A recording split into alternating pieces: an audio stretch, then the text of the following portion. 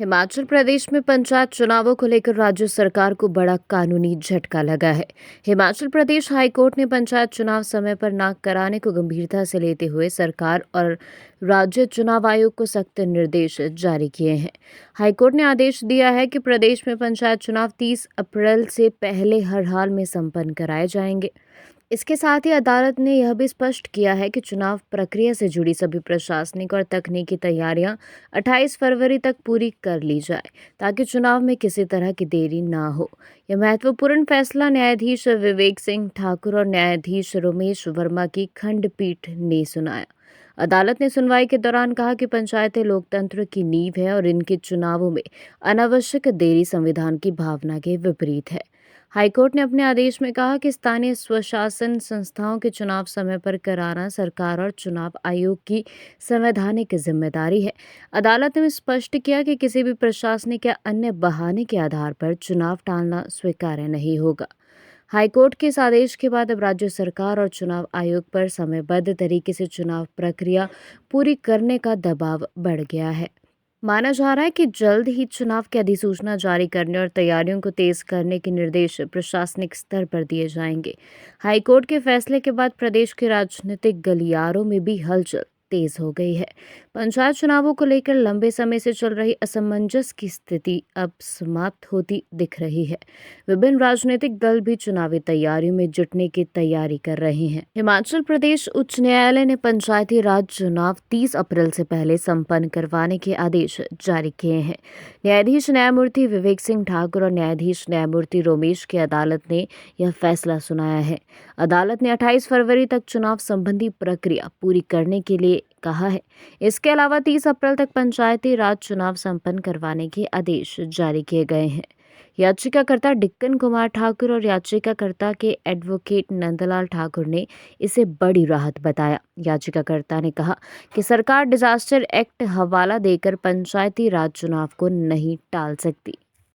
माननीय न्यायालय ने कहा है कि सरकार और आयोग के बीच जिस प्रकार के हम पिछले 2-3 महीनों में जो देख रहे थे कि कम्युनिकेशन जिस तरह के हो रहे थे, उनको मद्देनज़र रखते हुए जो माननीय न्यायालय ने कहा है कि सरकार और आयोग को एक साथ बैठना होगा और उन्हें 28 फरवरी तक जो है सरकार को आदेश दिए हैं कि आप जो है वोटर लिस्ट और इसके रिजर्वेशन रोस्टर को लेकर जो है जो भी कार्रवाई है उसको पूर्ण करेंगे।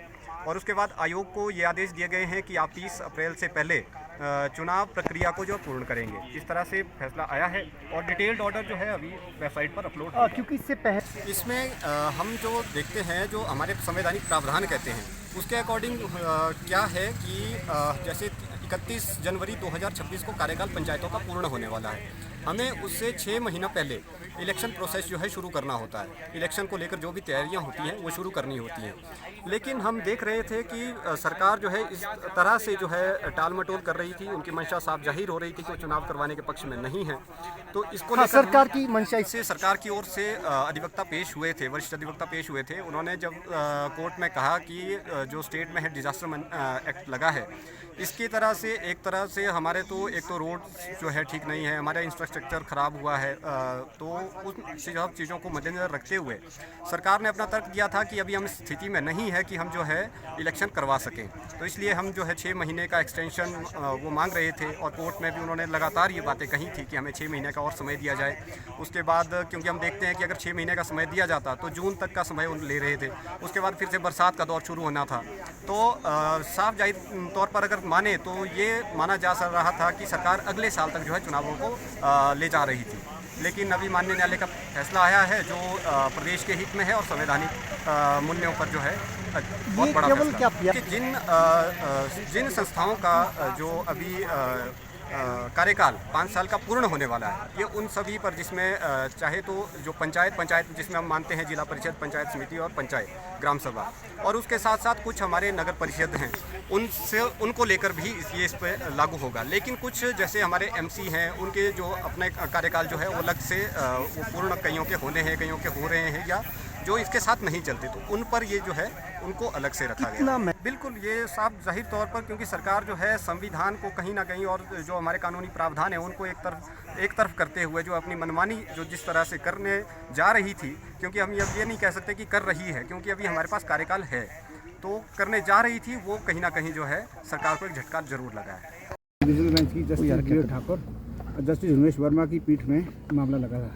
हाईकोर्ट ने आदेश दे दिया है 28 फरवरी से पहले पंचायती राज डिपार्टमेंट, अर्बन लोकल बॉडी में जितने भी आते हैं डिप्टी कमिश्नर हो गए, उनको सारा प्रोसेस कंप्लीट करना है।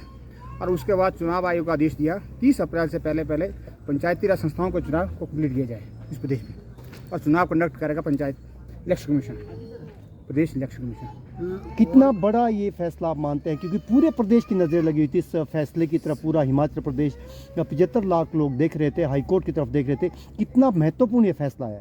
सरकार ने 2 टिप्पणियाँ इसमें दी थी। एक तो पहले डिजास्टर मैनेजमेंट एक्ट के तहत चुनाव नहीं करवा रहे थे पंचायती राज संस्थाओं के, दूसरा वो इसी हाईकोर्ट का एक फैसला था देवेंद्र सिंह नेगी का, जिसको मोटे तौर पर प्रदेश उच्च न्यायालय ने खारिज कर दिया। उन्होंने कहा कि ये संस्थाएं 5 सालों के लिए चुनी जाती है। आर्टिकल 243 में जो प्रोविज़न है जो मैक्सिमम एक्सटेंड किया जा सकता है 6 महीने तक, इसीलिए वो छूट दी अप्रैल तक की। तो जो डिज़ास्टर वाला इशू था वो भी डिसाइड कर लिया कोर्ट ने, और जो देवेंद्र सिंह नेगी वाला था वो भी टच कर लिया, और ये कहा कि 28 फरवरी से पहले कंक्लूड करना होगा। उसमें वोटर लिस्ट लेके जो तैयारी होती है, डिप्टी कमिश्नर से लेके रोस्टर भी आता है, रिजर्वेशन रोस्टर, सारा जितने भी अर्बन लोकल बॉडीज़ के जितने भी है डिपार्टमेंट वो इकट्ठा बैठेंगे, दे विल सिट टुगेदर और फैसला करेंगे, और उसके बाद इलेक्शन कमीशन 30 अप्रैल से पहले चुनाव को कंडक्ट करेगा। ये जो तारीखें हैं, नगर परिषद भी क्या है इस जो इलेक्शन कमीशन ने एक शेड्यूल दिया था कि जो पंचायती राज संस्थाएं हैं जिनका मैक्सिमम टेन्योर 31 जनवरी खत्म होने जा रहा है, जो म्यूनसिपल कमेटीज भी हैं, जो भी इसमें आते हैं, जो उन्होंने अपना एक लिस्ट दी थी, वो सारे कंडक्ट करना होगा। सरकार का क्या तर्क था, क्योंकि सरकार चाह रही थी कि 6 महीने का वक्त मिले, सरकार ने किस तरह के तर्क दिए थे? सरकार का पहला तर्क ये था कि डिजास्टर लगा है, सर आपदा आई थी 2025 में प्रदेश में, तो सड़कों की स्थिति ठीक नहीं है। दूसरा ये था कि अप्रैल मार्च में पेपर होते हैं, तो शायद हम हर एक चीज़ को माननीय न्यायालय ने ध्यान में रखा है, उसके बाद फैसला दिया है। और याचिकाकर्ता के क्या दलीलें? याचिकाकर्ता का ये कहना था कि जो प्रदेश जो संविधान के अनुच्छेद 243 में प्रोविज़न है, पंचायती राज की संस्थाएं 5 साल की चुनी जाती हैं और 5 साल के अंदर चुनाव होने चाहिए। बहुत ज़्यादा रुकावट उसमें 6 महीने के लिए है, बहुत ज़्यादा हो जाए, क्योंकि और उसके बाद बहुत सारे सर्वोच्च न्यायालय और उच्चतम न्यायालय के बहुत सारे ऐसे फैसले हैं कि सारा जो प्रोसेस है उसके 3-4 महीने पहले इनिशिएट करना होता है, उस टेन्योर को कंप्लीट करने से पहले। हम नवंबर-दिसंबर में पिटीशन इसलिए याचिकाकर्ता ने फाइल की क्योंकि जनवरी में मैक्सिमम टेन्योर जो पंचायती राज संस्था का खत्म होने वाला था, और इन्होंने अपना जो प्रोसेस शुरू नहीं किया था।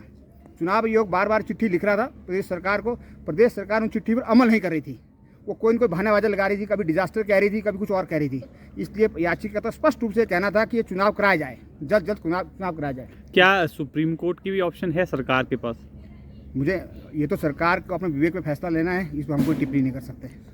डिकन ठाकुर जी भी है जो याचिका जिन्होंने डाली थी। डिकन जी, आपकी याचिका पे आज जो है उच्च न्यायालय ने